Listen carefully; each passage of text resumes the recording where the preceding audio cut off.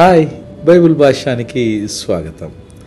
Haran అనేటువంటి ఇటు పదానికి హీబ్రూ నామములో ద్వంద్వ ఉత్పత్తి కలిగినటువంటి అర్థాలు ఉన్నాయి.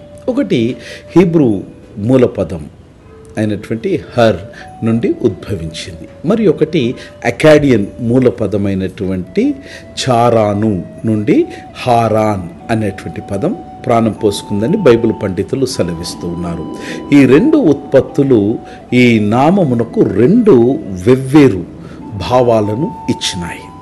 ఒకటి పర్వతవాసి, మౌంటైనర్, మరియు విరసమైన భూమి లేదా దారుల యొక్క కూడలి అని అర్థం. మొదటిది పర్వతవాసి. ఇది హీబ్రూ ఉత్పత్తిలో మనం చూస్తాం. హీబ్రూ పదమైనటువంటి హార్ అనగా పర్వతము, మౌంటైన్ అని అర్థము.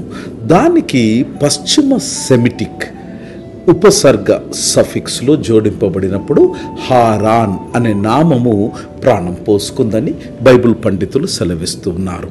హారాన్ అన్నటువంటి హీబ్రూ పదం యొక్క అర్థము పర్వత ప్రాంతపు మనిషి లేదా పర్వతవాసి అని భావించవచ్చు. రెండవ అర్థము విరసమైన భూమి లేదా దారుల యొక్క కూడలి.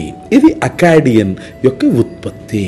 మరొక అర్థం ప్రకారము హారాన్ అనేటువంటిది ఈ అకాడియన్ భాషలో చారాను అనేటువంటి పదము నుండి హారాను అనేటువంటి హీబ్రూ పదము ఉద్భవించిందని బైబిల్ పండితులు భావిస్తూ ఉన్నారు.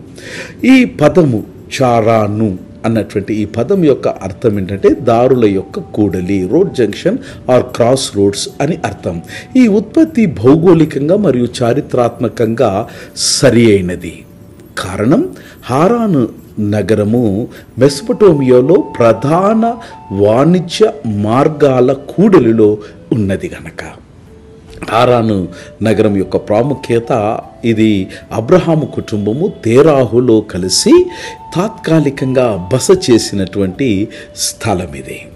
హారాను అనేది పర్వతము, దేవుని యొక్క సాన్నిధ్యము, పైకి ఎదుగుదలకు, ఆధ్యాత్మికత చైతన్యానికి. రెండవది దారుల యొక్క కూడలి, క్రాస్ రోడ్స్, నిర్ణయాల స్థలము, పిలుపు మరియు ప్రయాణం యొక్క ప్రారంభ బిందువుగా పరిగణింపబడుతున్నది. అబ్రహాము కథలో హారాను ఒక పిలుపు మిత్రమా? అబ్రహాము కథలో హారాను ఒక మలుపు మిత్రమా? నా జీవితంలో హారాను పిలుపుగా, మలుపుగా మారాలని అభిలాషిస్తూ మీ సేవకుడు. God bless.